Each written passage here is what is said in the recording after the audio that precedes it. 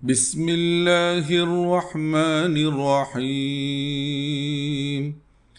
أم اتخذوا آلهة من الأرض هم ينشرون لو كان فيهما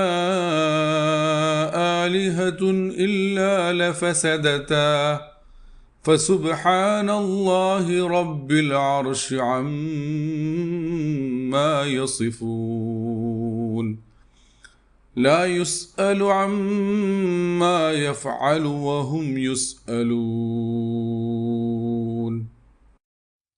പരമകാരുണികനും കരുണാവാരിധിയുമായ അള്ളാഹുവിൻ്റെ നാമത്തിൽ.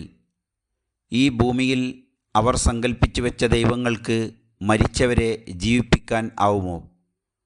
ആകാശഭൂമികളിൽ അള്ളാഹുവല്ലാതെ വല്ല ദൈവങ്ങളുമുണ്ടായിരുന്നുവെങ്കിൽ അവ രണ്ടും താറുമാറാകുമായിരുന്നു.